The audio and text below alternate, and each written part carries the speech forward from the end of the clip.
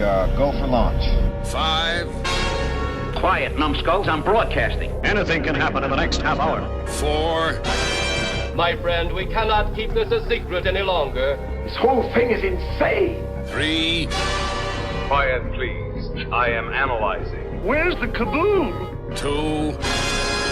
There was supposed to be an earth-shattering kaboom. 1.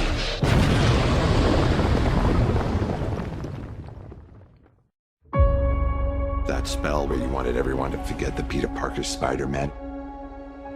Be careful what you wish for. We started getting some visitors from every universe.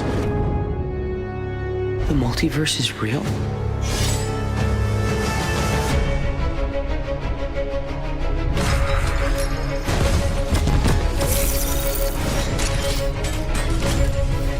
Looks like we got competition. You're not Peter Parker. I am so confused right now. Parker, we need to send them back.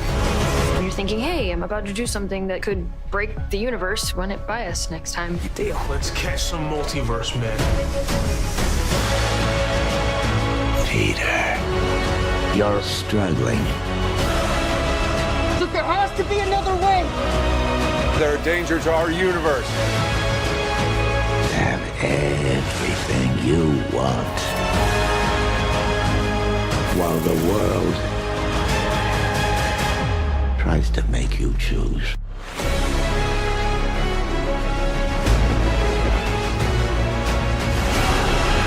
Is that a dinosaur? I'll fix this, but I'm gonna need some help. You're flying out into the darkness to fight ghosts. They all die fighting Spider-Man. It's their fate. This is why I never had kids. You're not gonna take this away from me. Do you know Peter Parker who's Spider-Man? Yes. Is that him? No. This is all my fault. I can't save everyone.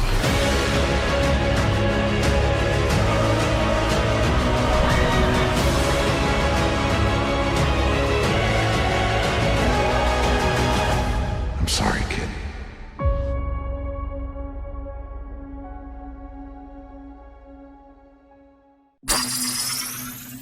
Greetings, my fellow galactic travelers, and welcome back to Planet 8. This is your mission commander Larry speaking to you from our hidden base. Chief Engineer Bob is here by my side as always in the command center, and circling Planet 8 in our orbital spy satellite is Reconnaissance Officer Karen. And on this episode of Planet 8, we're going to take a deep dive, join your intrepid crew. We all went out and saw Spider-Man No Way Home, the latest in the Spider-Man franchise. Straight away, let's kick it over to Chief Engineer Bob. Bob, enlighten us, will you please? Enlighten you I will. You know, it's funny because I always say that Spider-Man is my favorite, like, Western superhero or favorite American superhero. And so it was really cool seeing him in this type of movie. It's like, oh, here he is, you know, in all his glory, in all their glory, whatever you want to call it. But it kind of was a long road getting to it, even though we've had a Spider-Man movie every 2 years so far. Because we had Homecoming in 2016. Mm-hmm. Or no, 2017. Yeah. And then Far From Home in 2019. And then No Way Home in 2021. Even with the pandemic and all derailing schedules. But basically, if we go back to when they were shooting the first two films, they were planning the third one, but they were planning it to be a Craven story. Which, you know, as much as I loved this movie, I think it would be really interesting to see what they would have done with Craven. But in the midst of all that, corporations got involved, and Sony and Disney had a little dispute going because the original contract, which was coming up for renewal, had Disney only making like 5% of the profits. And Sony made like 95% of the profits, though Sony was putting out most of the money for the budget.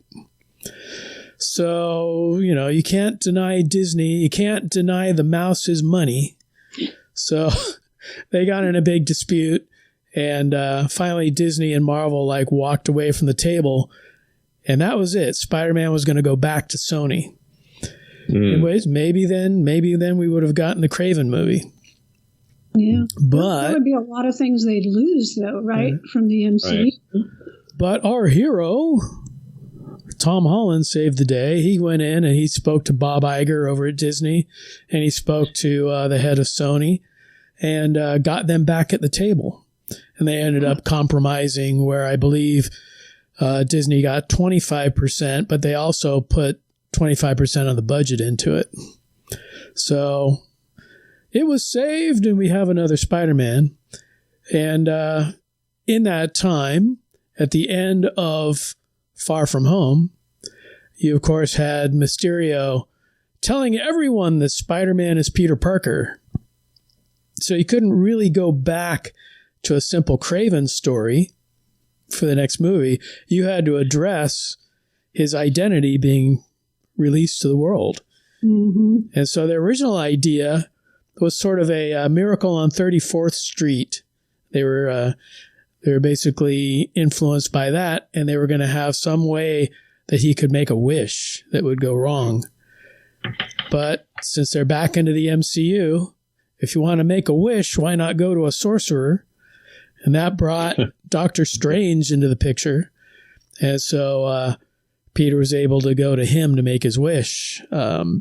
However, at the time, Spider-Man No Way Home was supposed to be coming out after Doctor Strange and his multiverse film. So basically in this movie, Doctor Strange would already have infinite knowledge of the multiverse. But due to COVID and schedule changes, Spider-Man came out before Doctor Strange. So they had to go back and do a rewrite and reshoot some scenes so that Doctor Strange had no idea what he was getting into with the whole multiverse thing. He didn't know what was going on with it yet. And of course, at the very end, spoiler, you had the, quote, Doctor Strange trailer where he approaches Wanda and all that. But, originally it was supposed to be swapped, but it was not. So we ended up getting No Way Home, which I thought was a great film. And I'm sure we'll get into all the intricate details. Yeah, indeed. There was, I mean, after every Marvel film or TV show, I think, since the last Spider-Man film, everyone was speculating, Mephisto is going to help the Scarlet Witch or go against the Scarlet. Mephisto is, going to bugger up Hawkeye's, whatever. Mephisto. And, a lot of those fans were thinking Mephisto is going to come in and, like he did in the comic book, right? That's how Peter was able to make everyone forget that he was Spider-Man. Mephisto got involved. That didn't happen, like Bob said. Sorcerer Supreme. But that also involved. Totally reset his life, right? So, yeah, because he was married to Mary Jane, and they had a child and everything, and all of that was forgotten, right?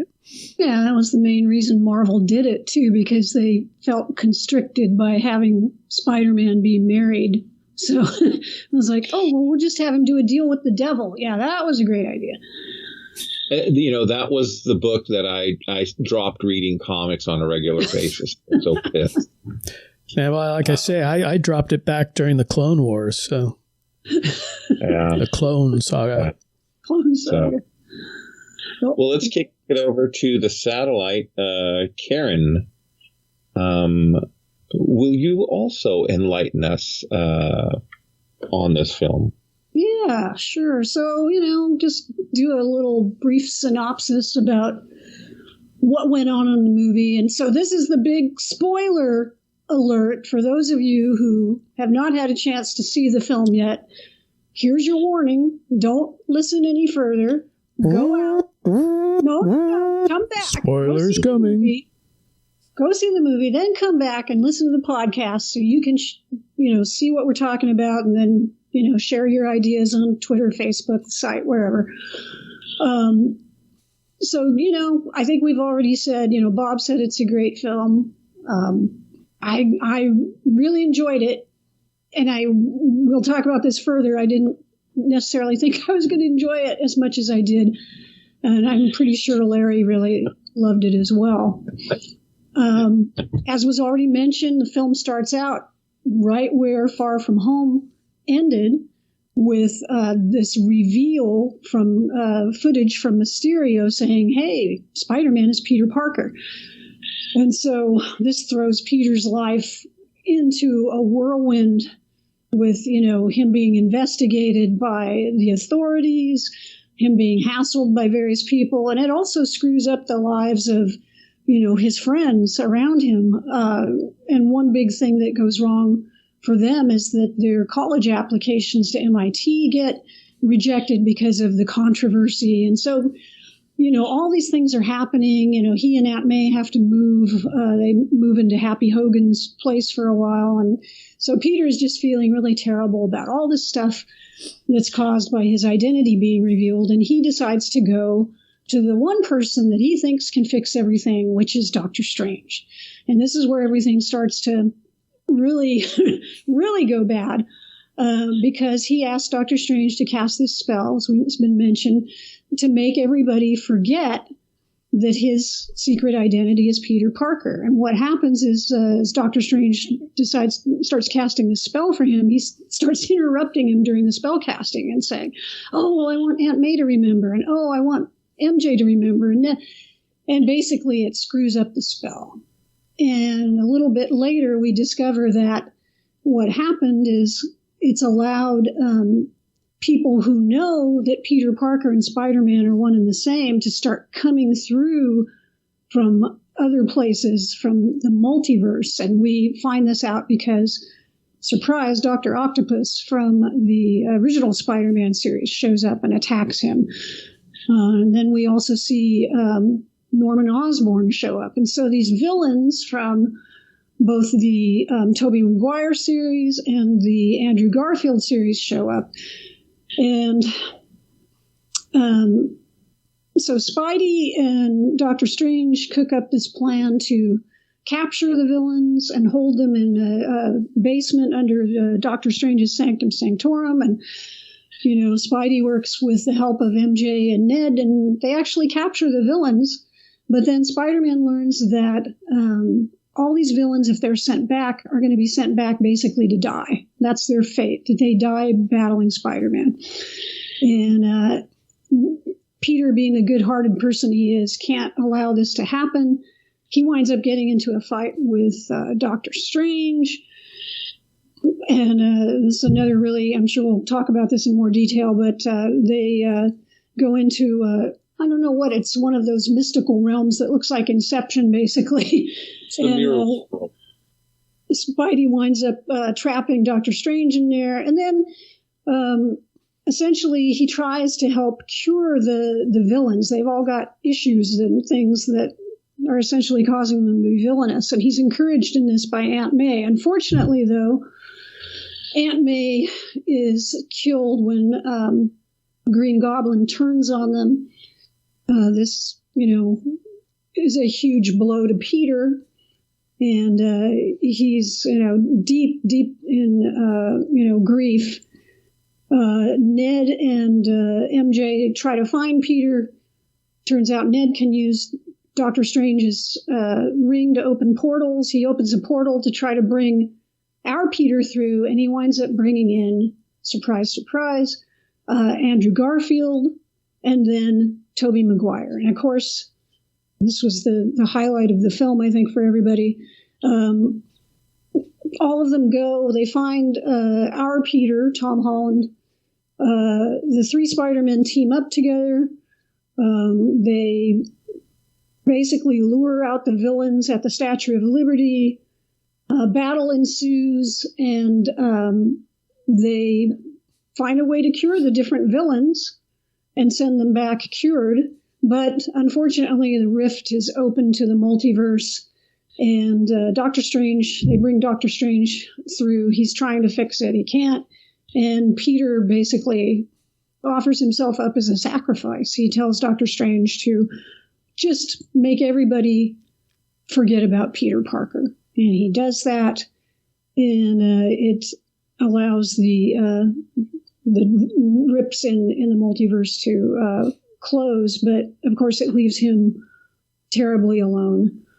And he winds up at the end. He goes and he sees Ned and MJ at her place of work at the donut shop, and he had told her he would find her again and make her, recognize him. But I think he realizes that he would just put her in danger all over again, and so he'll just allows her to be. And then we see him at the end. He's made his own homemade Spider-Man suit, and he's living in a little dinky apartment, and he heads off to go fight crime. And that's kind of where he's at the end of the film. He's definitely back down to earth as a neighborhood Spider-Man. Indeed. What do you think, guys? Did I leave anything out? Oh, plenty, and we'll go into all of it. All right. Well, I really liked it. I tell you guys, I think I had mentioned to you before I went to see the film, I was a little worried that this was going to be too big. And, I talk about the overstuffed burrito, where there's too much in there to really taste anything. And that was my fear with this, that this was, Spidey's endgame film. But boy, they really handled this well. I mean, everybody got their turn in the spotlight. They really turned this into, this is sort of this Spider-Man's origin story, in that this is where he really becomes a hero. Before he was kind of Spider Boy, he was running around doing all this stuff. But this is where he learns sort of I don't want to say he learns the cost, because he went across the universe and did all this other stuff. But losing Aunt May was huge. And sort of the lessons that, where he had to decide what he was going to do with these villains. It's a big deal. It's a big turning point for this guy. Well, I think, Aunt May in the MCU was basically Ben Parker or Uncle Ben to the other two Spider-Men. And so, he had to have that loss. And of course, she threw the line at him, with great power must also come great responsibility. And I think, that really was his turning point, as it was for the other two. But for the other two, it happened like right at the beginning of their careers. Mm-hmm. They didn't get to go to space and, fight Thanos and everything else before learning, their responsibilities. But, he basically, at that point, that was his turning point. And I think it was really cool the way they handled all three Spider-Men, or all three Peter Parkers, because they could have brought them through and then said, wait, you can't interact with anyone here, so you have to stay in the apartment, or bring them back and say, oh, this was a mistake, and throw them back again, So it was like a cheap cameo. They both had big meaty roles in the second half of the film. And just to see the three of them fighting together, and even just to see the three of them in the lab together, as three Peter Parkers, and trying to solve all the other villains' inflictions. But and plus even their interaction when they have like brief periods on the Statue of Liberty where they talk about, things they've done, or even Peter, well, I don't know, I can say Peter Parker, but then it's like, well, which one?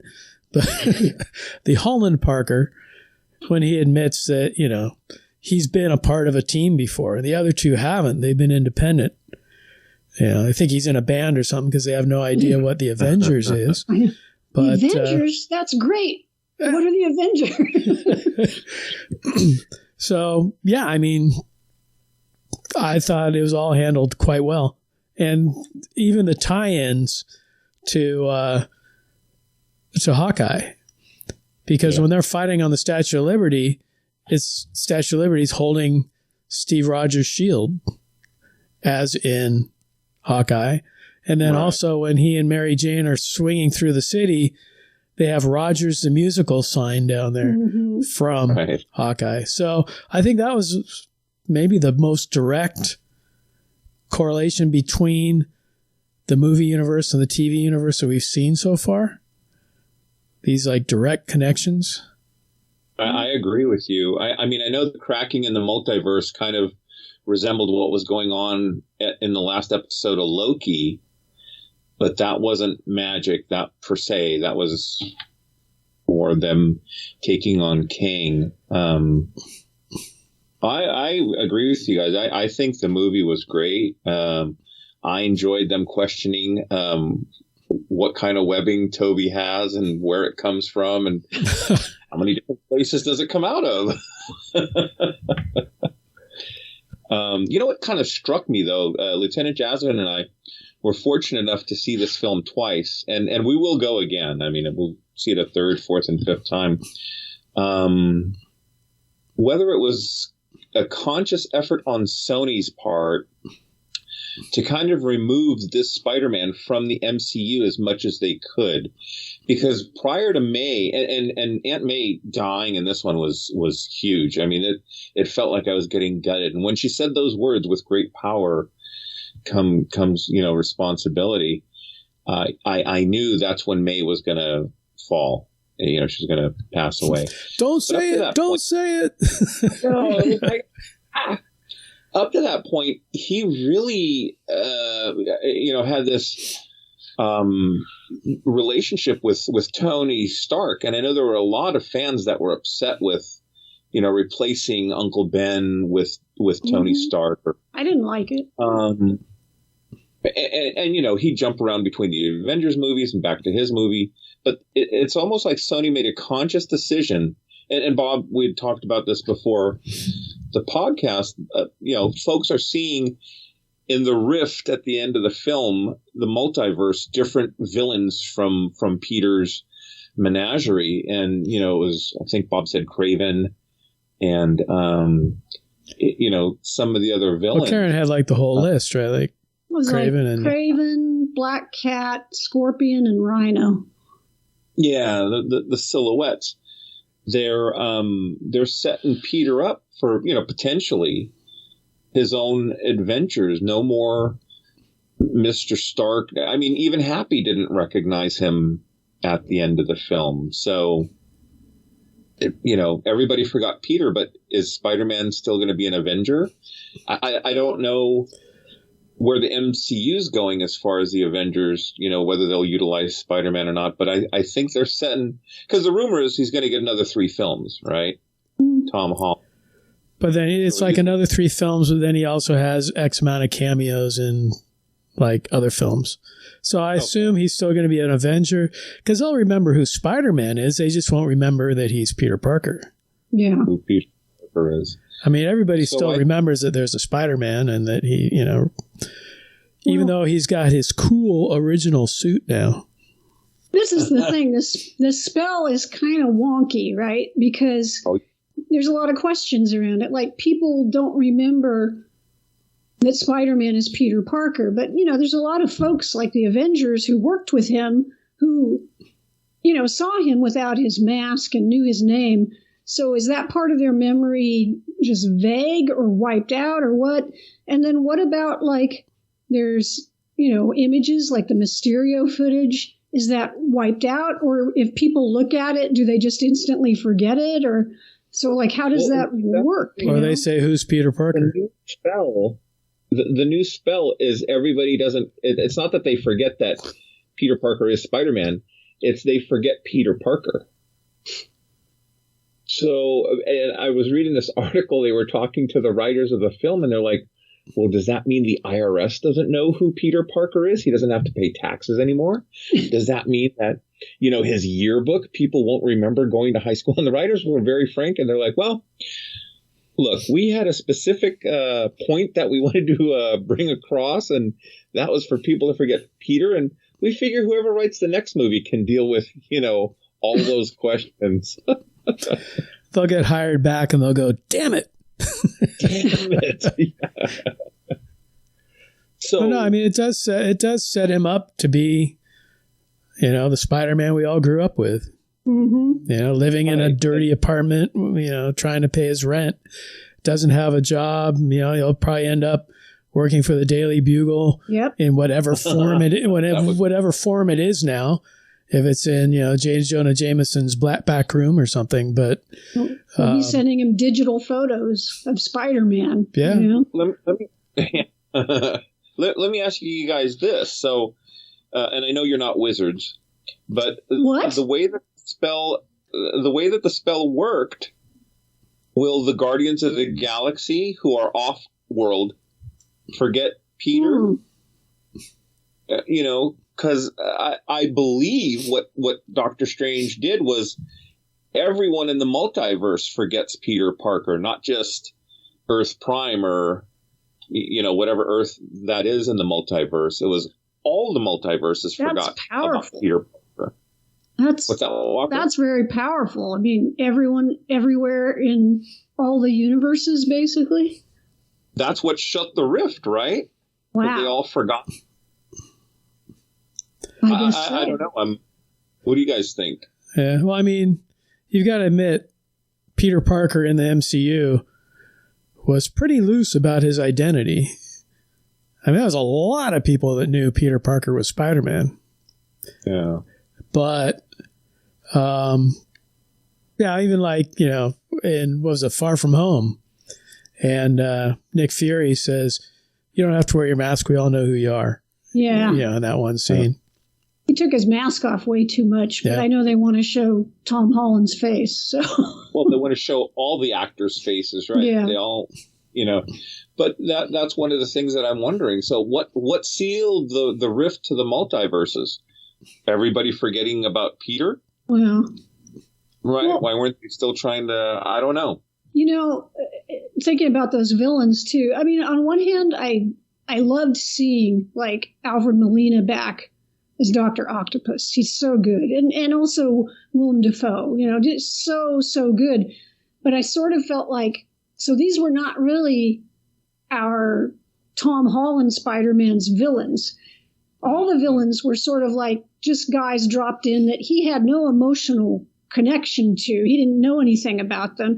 And it was sort of like, oh man, we're taking off the table Green Goblin, Dr. Octopus, Electro, the Lizard, and Sandman as real continuing villains or future villains for Spider-Man, going down the line in this series. So who else is left? He's already fought Vulture and Mephisto. So there's Kraven is the obvious big one. Maybe Scorpion.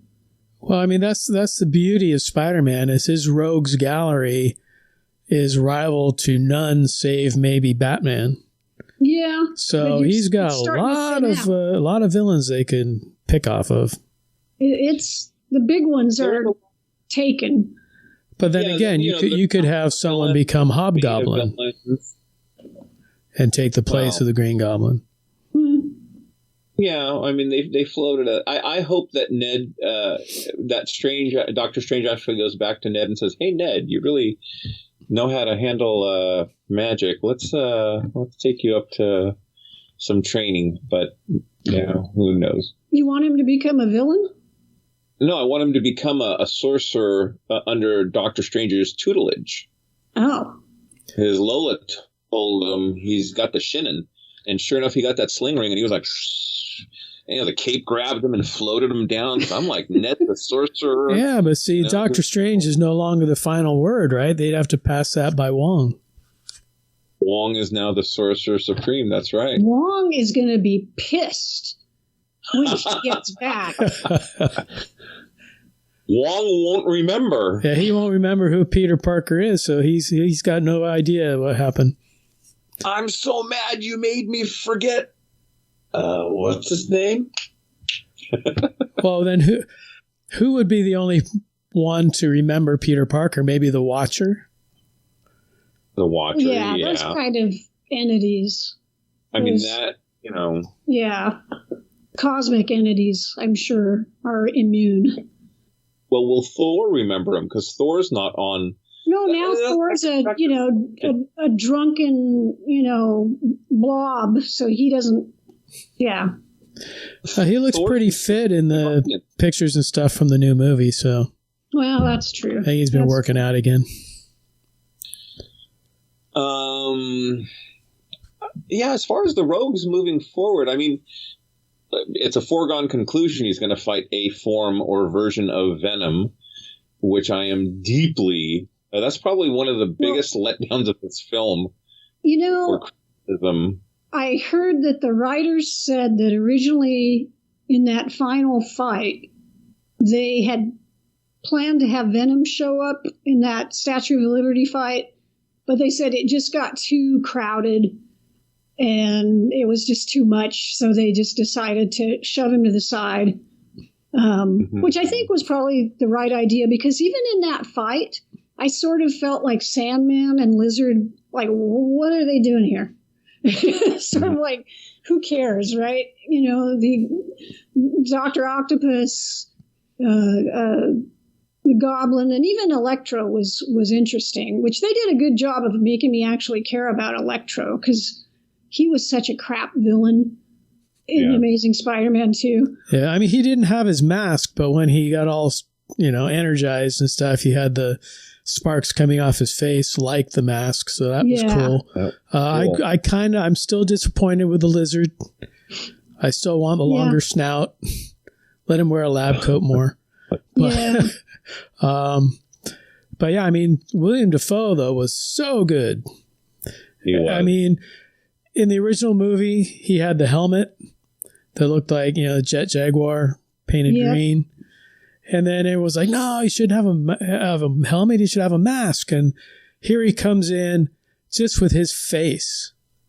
And he's able to contort it to the point where it's just so creepy and definitely the Green Goblin. I mean, his face becomes that mask that we're all, You got Willem Dafoe in the movie as the Green Goblin. I mean, his face, the guy is super weird and creepy anyway, right? Why are you going to put a mask that doesn't even move over his face, But I mean, I thought he was like a highlight of the movie. Oh, yeah. Mm-hmm. I mean, they could have just had a film with, Tom Holland fighting that Green Goblin. Well, let me ask you, I'm going to steal your phrase, Larry, for a second. Let me ask you this. When do you think Norman at any point, like when he was with Aunt May in the soup kitchen or later, like, was he at some point Norman, or do you think he was always cuckoo and he was pretending to be Norman? Well, both. Because he was Norman, but he was cuckoo. Because the Green Goblin kept talking to him. He'd hear the mask was talking to him, and eventually Green Goblin took over. Was he playing Peter the whole time, or was he genuine up to a point, and then Goblin took over? I felt, and it's open to whoever's interpretation, but I felt that he did have the split personality thing going on. Mm-hmm. When he was in the alley and he left the mask on the thing and he was stumbling, no one was there watching him. When he stumbled into the soup kitchen, he didn't know May, was Parker's Aunt May. So I think it was a split personality. Well, he even had that in the Tobey Maguire film. Mm-hmm. Because he looks into the mirror and he's talking to himself, and the one out of the mirror is Norman, but the one in the mirror is the Goblin. And, so he still had that split going on. I was just, after I saw it, I was just trying to roll my thoughts back and figure out, like, did the switch flip to Goblin, like, before they got to Happy's apartment, or was he honestly trying to work on a cure? Or was he just conniving that whole time? I think of him as like Gollum. Even though Smeagol and Gollum, one is in control, but the other one is always there in the background, absorbing everything. That's how I took it. That's a good take on it. So thank you. Yeah, I mean, I think he started out with good intentions of helping Peter, but then I think as the Goblin saw what he was doing and the potential, that's when he stepped up and took over. Well, and especially on a personal note, over the holidays, we had celery sticks and carrots, but those cookies, my Goblin came out, and those cookies are mine. I don't want cookies and carrots.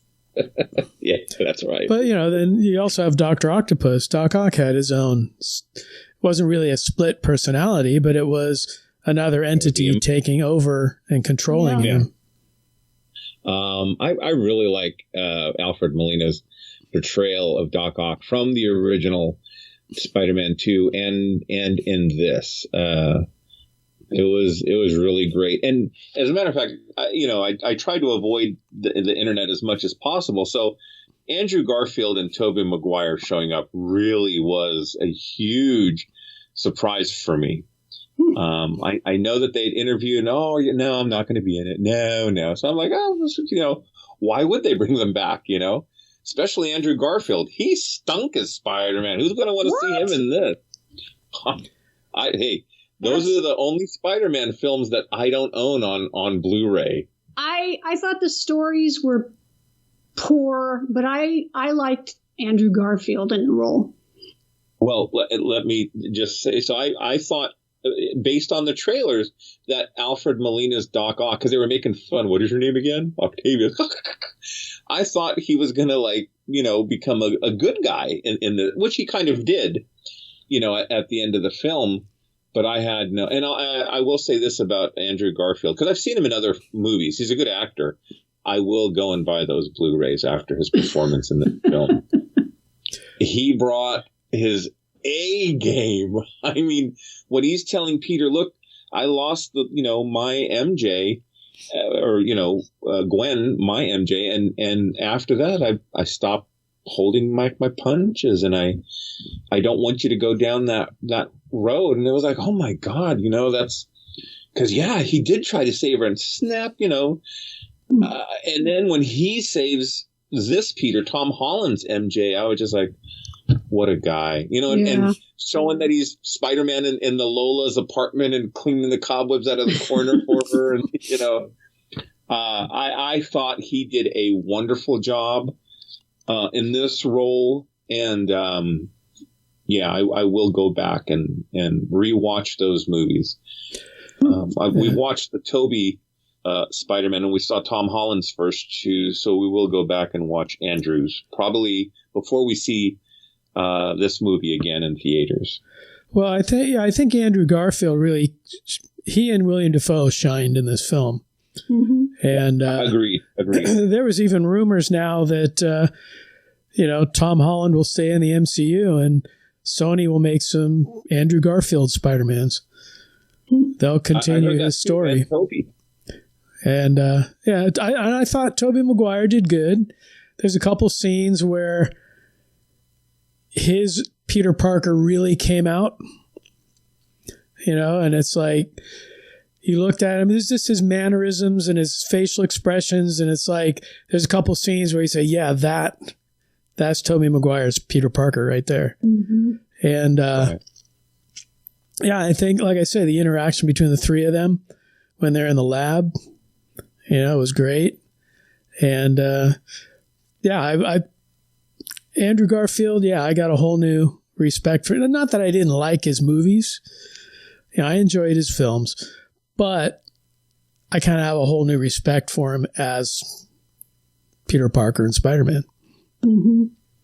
Well, I was not surprised they were in the movie because I kept, seeing so much stuff. I was just surprised how much they were in the movie, and I thought that was really great that they worked that out. And I know, watching some interviews and stuff after the film, that they went to Tobey and kind of said, well, would you be interested? And he was interested. And then they went to Andrew, and then they kind of solicited their ideas. And it's interesting. They both wanted to keep it a little bit vague about what happened to their Peter Parker / Spider-Mans. And you wonder if that's because maybe they have hopes of, I don't know, having a movie or having a more prominent role in future movies, but, they wanted to keep it a little bit vague, and it's like, okay, that's interesting. But it was nice, the dynamic the three of them had. And I think it was Andrew Garfield said that it was almost like they were, brothers, with Tobey being the oldest brother, him being like the middle brother, and then Tom being the little brother, and that they wanted to help their little brother who was going through a bad time. Right. Yeah, I had heard all the rumors that they were going to be in it. And of course, they're denying all the rumors. But I never really read any spoilers confirming it. Nor did I want to. Yeah. I was like you, Bob. I avoided everything on this movie like the plague. Yeah. Going into the film, I'm like, yeah, well, they could be in there, but maybe they aren't. I don't know. I never saw pictures or confirmations. And then when, and it was a perfect setup, because they're like, Peter, come here, come through the portal. And you can't really tell from that far shot that it's Garfield. You think maybe it's Holland. Mm-hmm. And when he comes jumping through, you're like, oh man, well, if he comes jumping through, then he takes his mask off. And it's like, oh, they really did it. Right. And then they spend so much time with him up cleaning the cobwebs and what have you, that you totally forget about Tobey Maguire until they're, okay, we got to find Peter. And they see, quote, Peter in the other portal, and he comes through. I'm like, oh man, they really did it. That was when I finally realized that, oh yeah, they really pulled it off. Let me ask you guys this. Do you think it would have worked if one of the two declined to come back and reprise their role? Ooh. Or did it need to be both of them for it to work? I think it needed both. I think it would have felt incomplete. Yeah. And they still needed Nicholas Hammond in there, but And who's the guy who plays Spider-Man on the Electric Company? Bring him in too. Wow. But no, I thought the three of them, that was perfect. If you're going to bring back all those villains, you got to bring back the Spider-Man that fought them, right? Yeah. True. Yeah. I know when they showed it was Andrew Garfield, the audience I was with just went nuts. And that was really, really satisfying. Yeah, my audience was pretty quiet. I don't know, a bunch of duds. But I don't know. Compare that moment to Captain America catching Mjolnir. Well, no. Yeah, that's like the ultimate. That's like an 11 on the dial. This dial goes to 11, and that's, Cap with the hammer. I think that the Garfield was like a 7 or 8, but it was still like the whole audience kind of like, freaking out, And then the second biggest applause, I think, maybe even bigger than that, was when he caught MJ. I think that might have been the loudest applause for the audience I was with. Did the audience have any reaction whatsoever to Matt Murdock and his catching of the brick? A little bit? Oh, okay. I think that was the highlight for me, just seeing Matt Murdock in there. And not just that, but to see Charlie Cox as Matt Murdock in there. So now we've got that connection. Right, and that was another thing that I had no idea was coming. Didn't know, because here's the thing too. There were so many memes that would come out, and I would look at those where it's like, here's the new poster for Spider-Man, and like Godzilla's in there with the Green Goblin, and Willy Wonka, and it's like, yeah, everyone's in this film. So, well, we even joked about that on the podcast. We'd be talking about somebody and go, "Oh yeah, he's in the new Spider-Man." Yeah. We joked around about that. So. I was very pleasantly surprised. And, like I was telling you guys before we started recording, Jasmine, we went to go see this down in San Diego. We were visiting family. And she's, everyone's like clapping. And I just about jump out of my seat. And she's like, who's that? And I'm like, it's Matt Murdock. She's like, who? I'm like, watch the movie. I'll tell you afterwards. Yeah, Debbie and I we got through maybe the first season and a half of Daredevil. Mm-hmm. I've seen all three, but she was rewatching with me, and she got through about the first. But anyway, so she knew who he was anyway, especially when he showed up there. I just like, the audience was pretty quiet, so I just like put the thumb up and pointed at him. And I clapped my ass off, and some people were looking at me, but I didn't care. I do this at all. I was like, woo! He really likes that guy sitting at the table there. What the heck? Well, when he caught the brick, too, they knew something was going on. And it's like, well, how'd you do that? Oh, I'm a really good lawyer. It's like... What about, we haven't talked a ton about Doctor Strange yet. Right. He's obviously in a weird place because he's no longer Sorcerer Supreme. And this is the first time we find out about that. Mm-hmm. Right. And I have to wonder if, the guy has a huge ego. Obviously, this is a blow to his ego, which might be why he risks doing a spell like this and F's it up pretty badly. And then, that's one thing. And then another thing I really enjoyed was his fight with Spidey from beginning to end. And that one of the coolest things was when Spidey was going after the spell cube, whatever it was, and Strange does the trick of knocking his astral form out, but Spider-Man's spider sense is still working. So he's trying to grab the box from him, and Spider-Man's body is still like moving it away. He's like, how are you doing that? And he manages to go back into his body. He manages to move his astral form back into his body. I thought that was just incredibly cool. I mean, it was definitely cool. And unlike in the comics, Spider-Man can usually step up and hold his own against just about anyone, even though they are stronger or have more power or magic or whatever.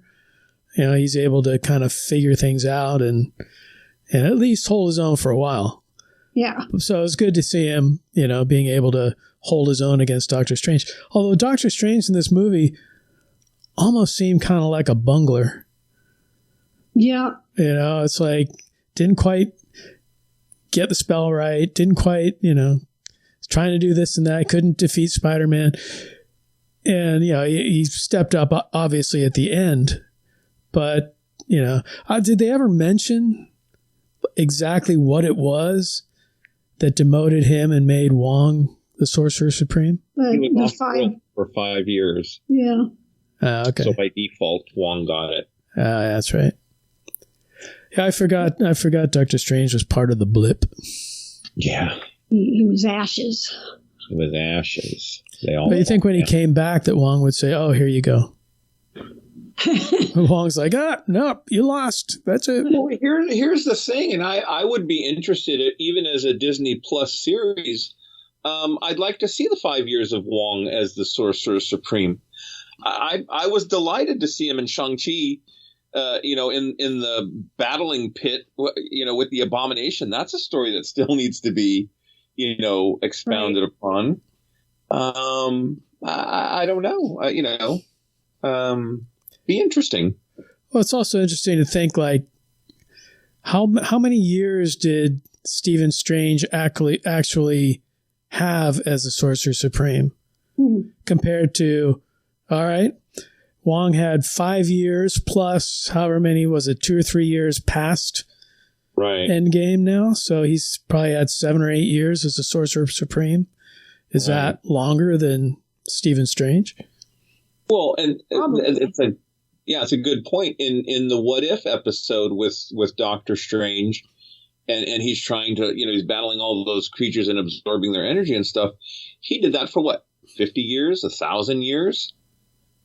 I don't know, but over that span of time, even though he was in that spell, what kind of skill set or knowledge do you develop? Same with the Scarlet Witch, I guess, when she was at the end of her WandaVision, she's sitting there and doing her thing. I don't know.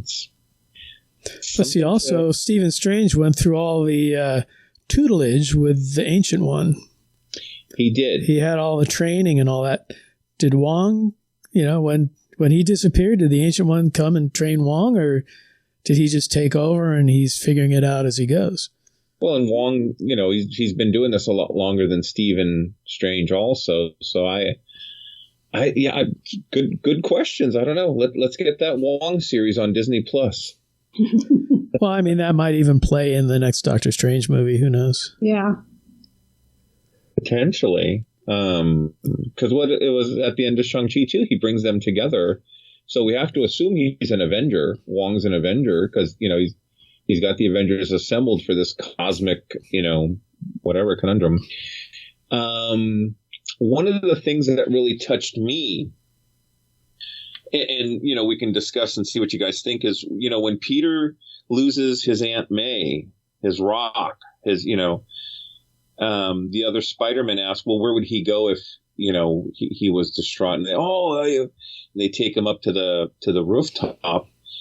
And Ned and MJ don't say anything. They just go on either side. I'm going to cry. They go on either side of Peter and they just hug him. They don't ask what happened.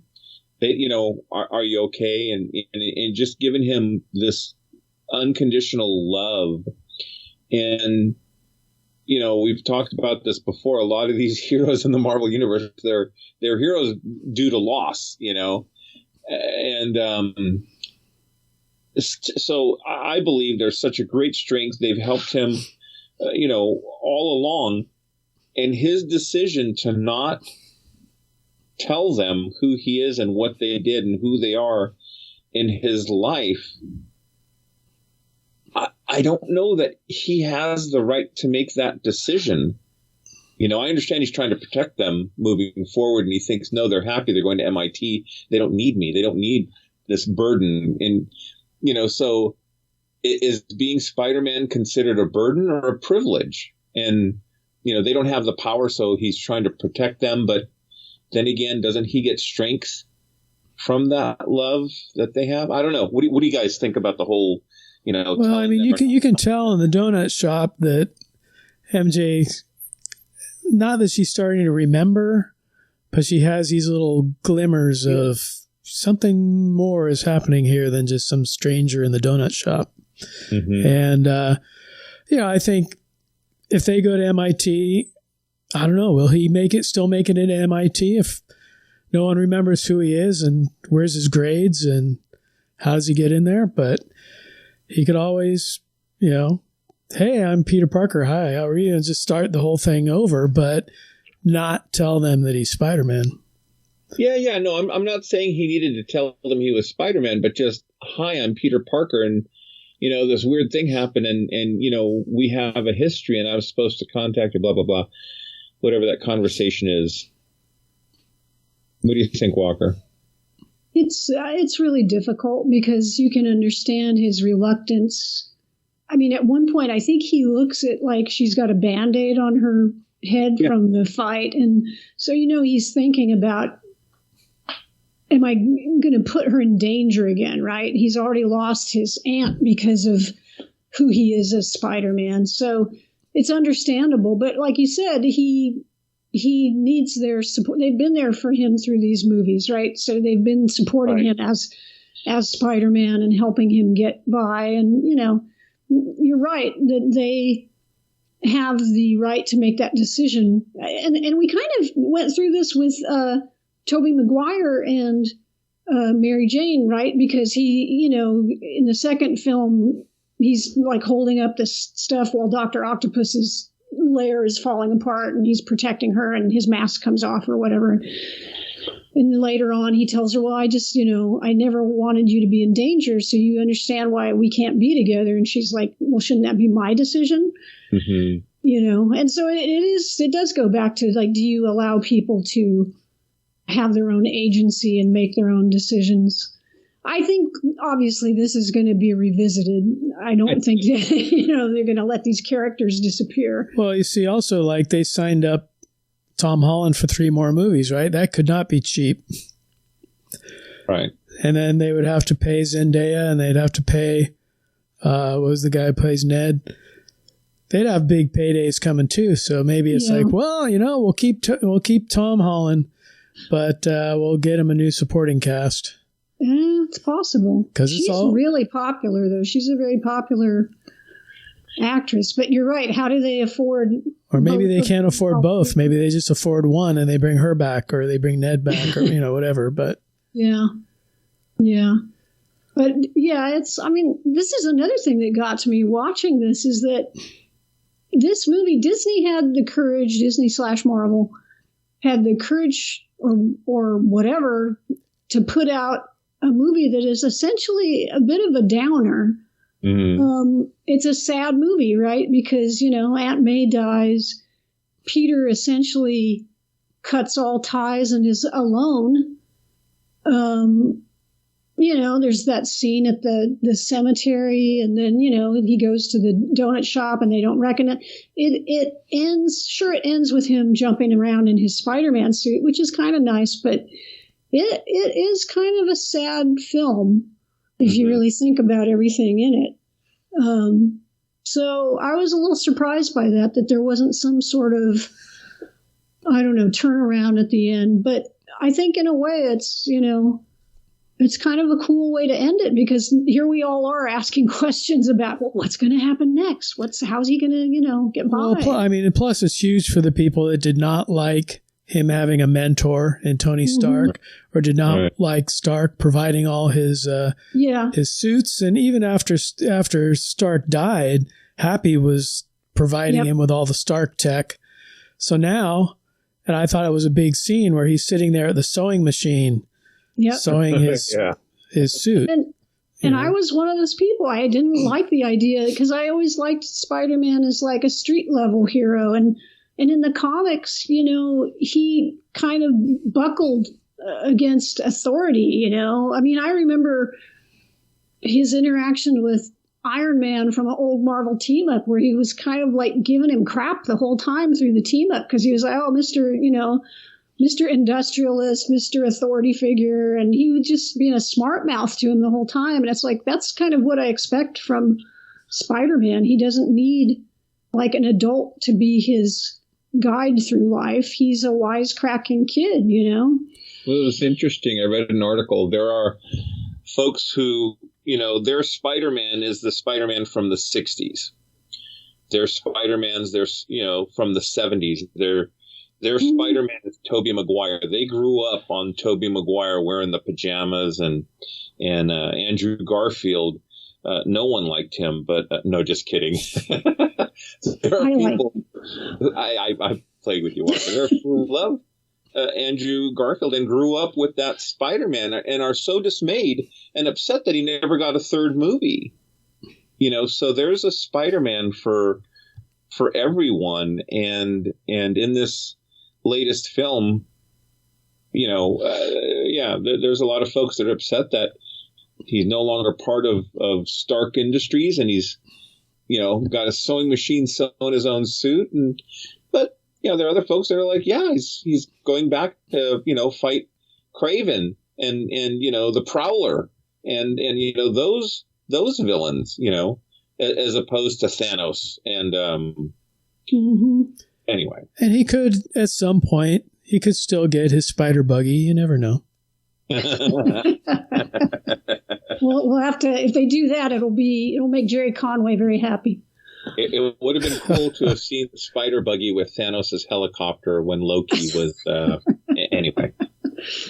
But it definitely opens up the future to, more street level Spidey and more personal stories. Well, the one thing I know we kind of talked about a little bit before the podcast, I think thinking about future stories, since we've already seen Matt Murdock in a Spidey movie, how great it would be to see Spidey and Daredevil team up, and maybe against Kingpin. Since now we've seen Kingpin over in Hawkeye, we know he's in the Marvel Universe, so... Yeah. No, Kingpin started as a Spider-Man villain. Yep. Most people think, he's a Daredevil villain, but he started out in Spider-Man. So the Maja. Yeah. They even had him in the old 1967 Spider-Man cartoon. They had an episode or two of the Kingpin. Yeah. But it would be cool to bring him in. And then we also have, with the mid-credit sequence, you've got a Venom blob sitting in the MCU waiting to take over somebody. Yep. And I was reading that obviously Ned had the Venom symbiote at one point. He was like, Agent Venom? A good guy? And then they were saying that Max Gargan he became Venom for a while. Huh. And he's still floating out there somewhere.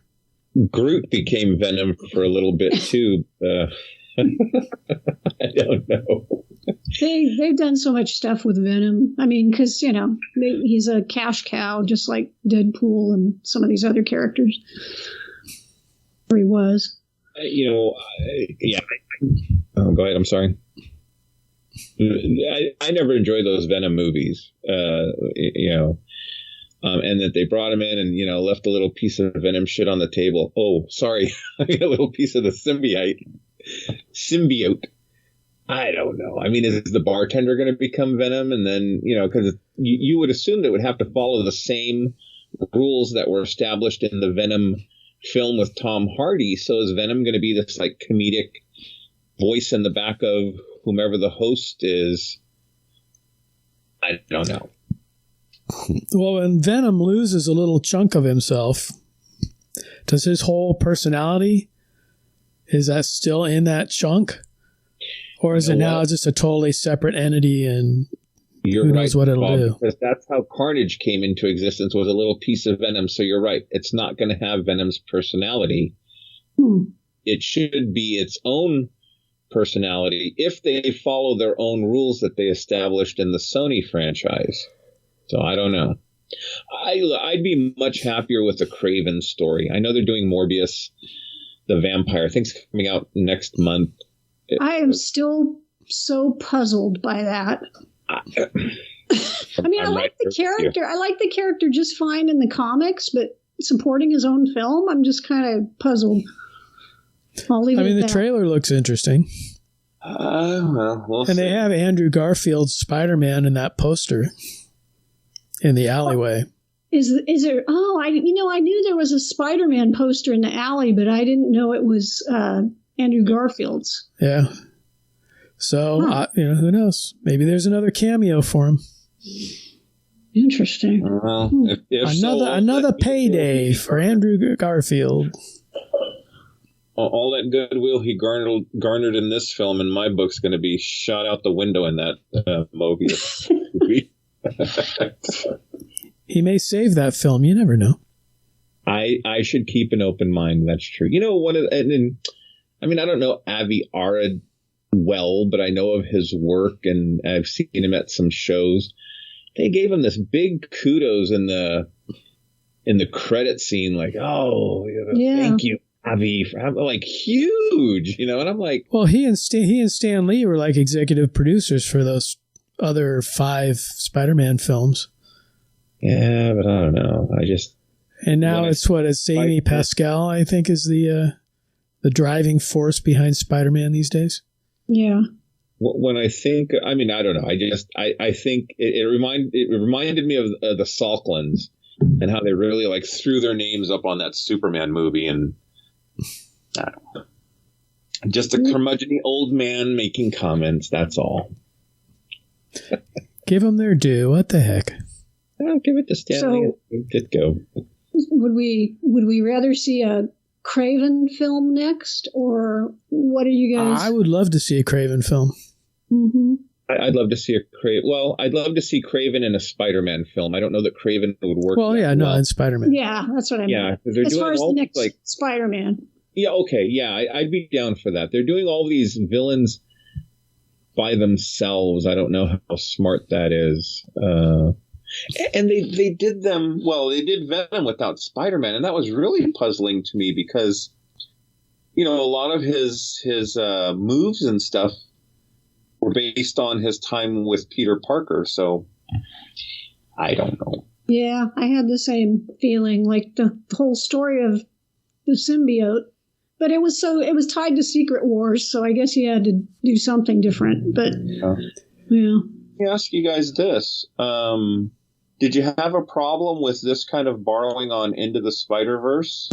that there are multiple universes with different Spider-Men, Gwen Spider, and Spider-Pig? No, not really, because the whole Marvel cinematic universe is going into the multiverse, like head first, full force.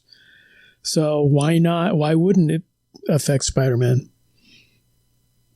I mean, I love Into the Spider-Verse. I'm kind of torn whether that's still my favorite Spider-Man movie or this.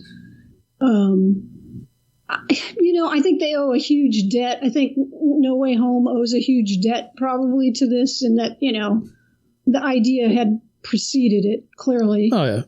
But I think they've already started talking about multiverse, and I do think it encouraged them, though. I think they saw Into the Spider-Verse and people watched it and liked it, and they weren't confused about what was going on. Because I know I've read before with some of these shows and movies, producers are always concerned that people are not. Apparently, they think we are too stupid, or the general audience, not comics fans, because we've been reading about multiple universes for decades. Right. But they think that the ordinary person can't understand the concept of multiple universes, and clearly they can. So, into the one thing I would love to see is a live action Miles Morales, but I think Tom Holland still seems too young at this point to be like a mentor to a Miles Morales character. Well, I mean, that would probably be, I would say, instead of recasting Spider-Man when Tom Holland is too old, that would be the next logical step. Bring in Miles, yeah. That would be cool. Or when Tom Holland says, I really don't want to do this anymore, then they do a movie where they transition from Peter Parker to Miles Morales. Mm-hmm. No. Well, I hope it happens soon. I think that would be a great story to tell cinematically. And well, don't write off Tom Holland so soon, though. No. But if they can come up with a good vehicle and a mechanism to do it, I wouldn't say no. Well, with all the stuff they're doing with all the multiverses, maybe they'll find a way to just regularly cross universes, and maybe they'll have Miles be the Spider-Man in one universe and Peter be the Spider-Man in another universe. Potentially. You could bring in Spider-Man 2199 or whatever, and get a bunch of stuff going. Well, let's see what happens with the next season 2 or whatever with Loki, or is that going to carry over into the next Avengers movie, or Doctor Strange in the Multiverse of Madness, or Ant-Man, or who knows. Well, Kang is supposed to be going throughout a bunch of the movies. Yeah, so I guess we'll see. He may be the next Thanos or whatever. Yeah, he's going to be in Ant-Man and the Wasp. What is it? The Quantum Mania? Quantum Mania, yeah. There was some rumor that that's where the Fantastic Four was going to kind of pop in. Woohoo! I heard the worst rumor about who was going to play Ben Grimm, a.k.a. The Thing. Oh, Rogen? Seth Rogen? Yes, Seth Rogen. Oh, forget it. I'd give up on the Marvel Universe completely at that point. Jeez. Just hit me with a 2x4 and throw me in a pit. Marvel would get no more of my money. I mean, Seth Rogen is maybe 1 or 2 rungs above like Adam Sandler. Ugh. I heard Adam Sandler is going to be Dr. Doom, so count me out. How bad does it have to be that first Fantastic Four movie looks so good now?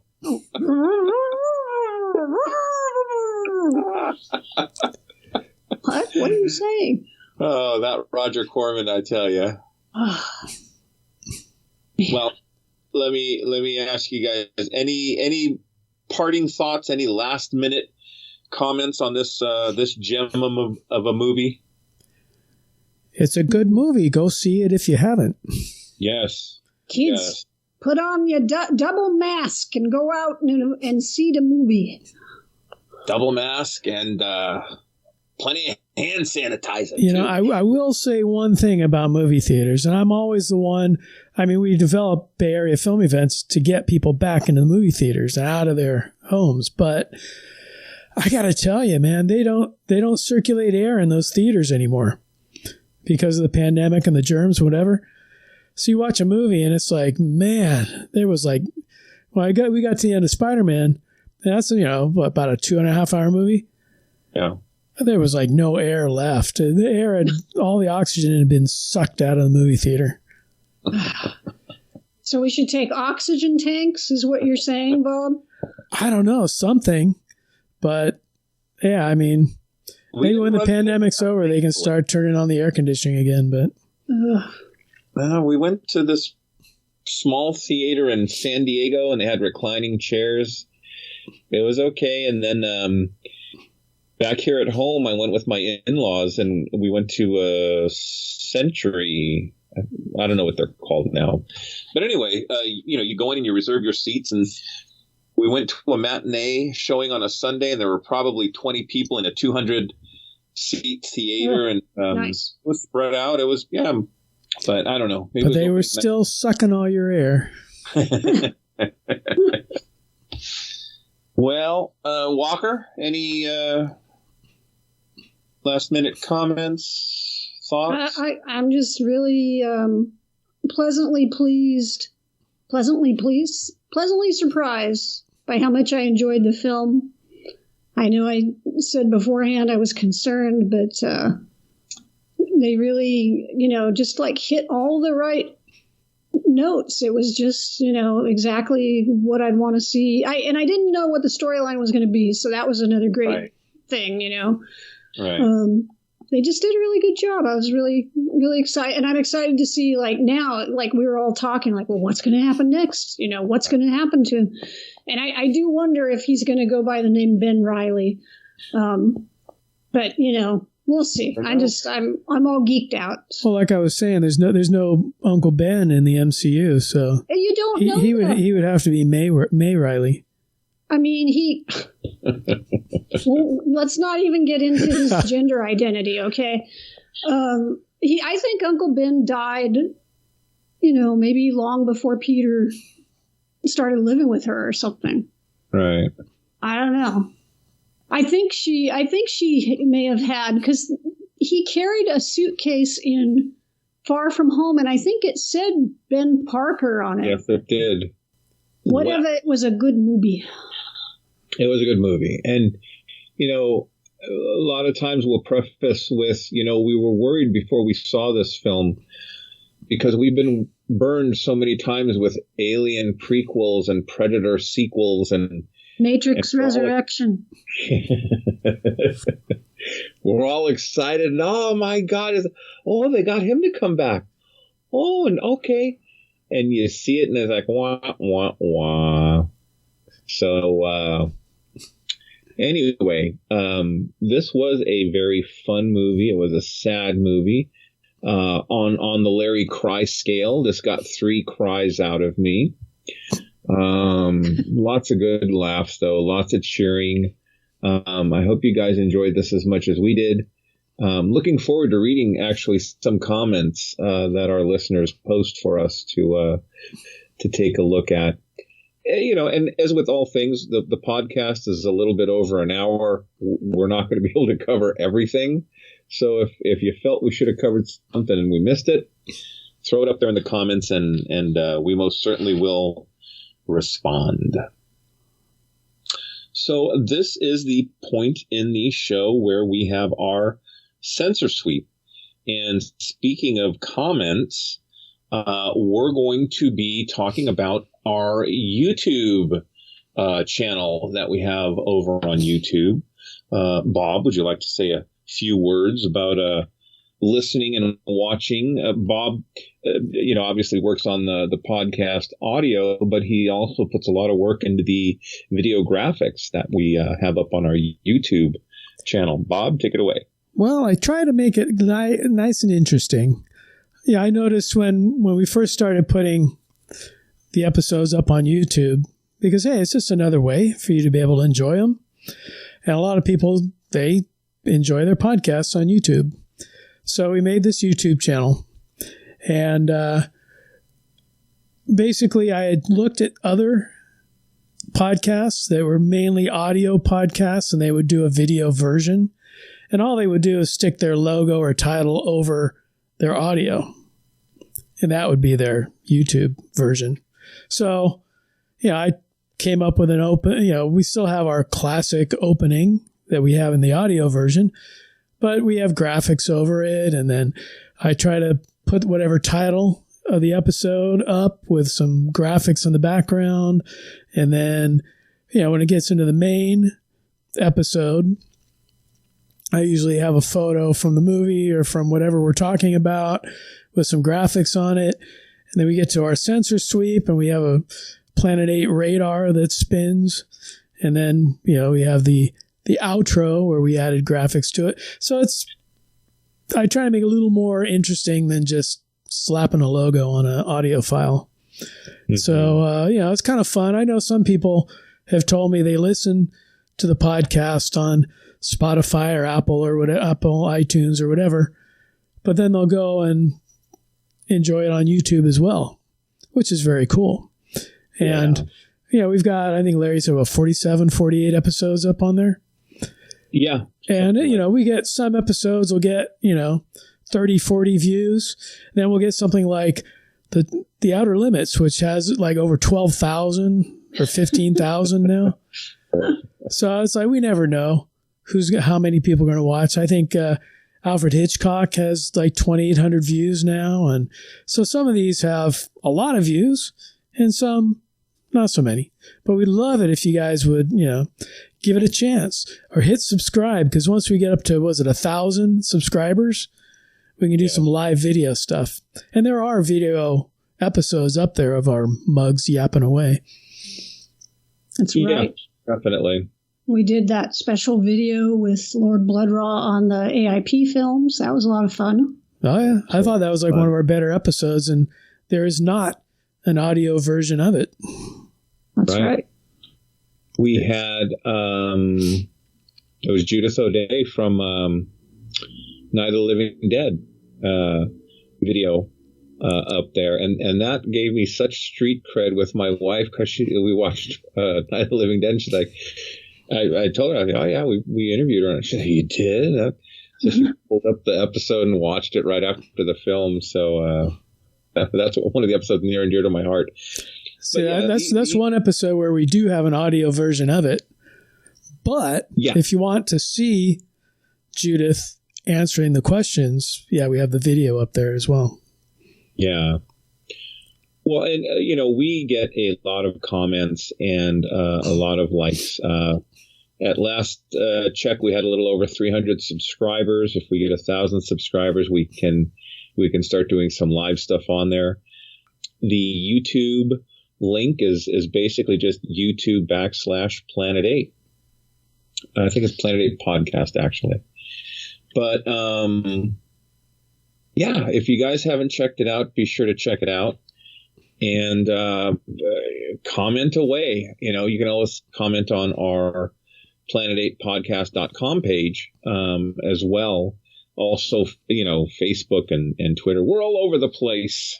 we even have a video episode where Larry and I discuss our almost getting fleeced by someone selling a life-size creature from the Black Lagoon. So definitely get in there and check that one out. That was pretty funny. Oh my god! Little scary. Yeah. Was that a Facebook seller? Or? It was. Yeah. Oh my god. Very nice guy. I mean, he emailed us back and he ultimately gave us a refund. Thank God. But it's a great episode. I should go back and listen to it too. But we'll show you. Go look at the episode and we show pictures of what we were expecting. And then what we almost got. And we explain the whole story. It's not on the video, I don't think. But I remember talking to Bob, and she's like, did you get the email? I'm like, yeah. And all Bob could say was, oi, oi, oi, oi. Oi, oi, oi, oi. Caveat emptor. Oh, my God. Anyway, yeah, so. But there's some fun stuff over on the YouTube side of Planet 8, so give it a chance and definitely click subscribe so we get those numbers up and we can do some cool stuff over there. Yes, indeed. That would be great. Like, subscribe, share, comment, and I guess that's it for our censor sweep. Any last comments you guys want to make with regards to Spider-Man? We're good? I like Spider-Man. I like Spider-Man. You know, and I guess the only other thing to say is, man, Happy New Year, because this is like our New Year's episode, right? This is our New Year's episode. Yes, Happy New Year to everybody. Yes. We usually do a year in review, but we really don't want to look back on last year. We're tired of looking back on the last few years. Indeed. We'd rather just keep moving on. Yes. Onward to the future. All right, kids. That draws this episode to a close. Thank you for your support. Thank you for listening. Check us out on YouTube. Peace out. On that note, this will conclude this transmission from Planet 8. We would like to thank all of our intergalactic audience for listening. Be sure to head on over to our website at www.planet8podcast.com, where you can get more information on this episode's topic. For more conversation, find us on Twitter at Planet8Cast. Or on Facebook at facebook.com/Planet8Podcast. We want to thank you guys for tuning in each and every episode. We look forward to your input and opinions. Until next time, this is Planet 8 signing off. End transmission. By George, he's got it. It is the end.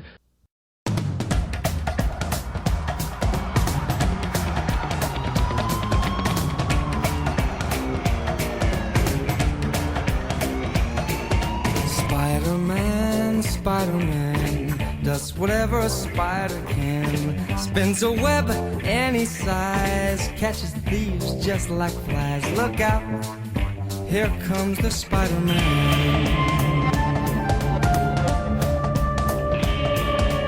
Is he strong? Listen, buddy, he's got radioactive blood.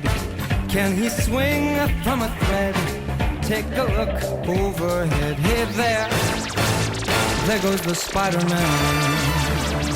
In the chill of night, at the scene of a crime, like a streak of light, he arrives just in time. Spider-Man, Spider-Man, friendly neighborhood Spider-Man. Wealth and fame he's ignored, action is his reward. Look out, here comes the Spider-Man.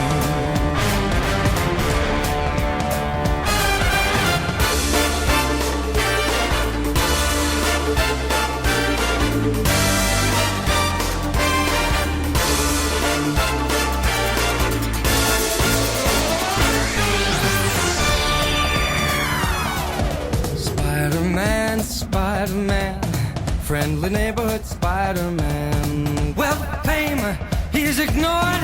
Action is his reward. Look out, here comes the Spider-Man. In the chill of night, at the scene of a crime, like a streak of light, he arrives just in time.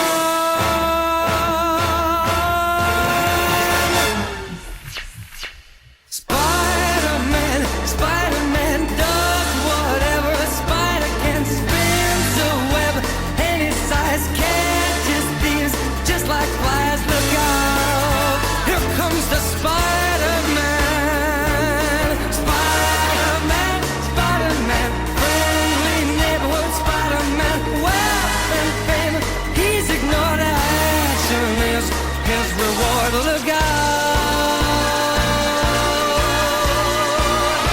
here comes the Spider-Man.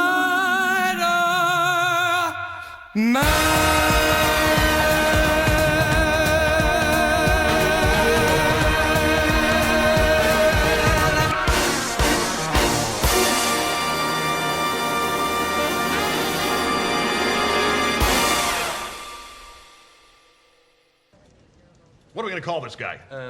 Dr. Octopus. That's crap. Science Squid? Crap. Doctor Strange. That's pretty good. But it's taken. Wait, I got it. Dr. Octopus. But I like it. Of course you do. Dr. Octopus. New villain in town. Doc Ock. Genius. What, are you looking for a raise? Get out.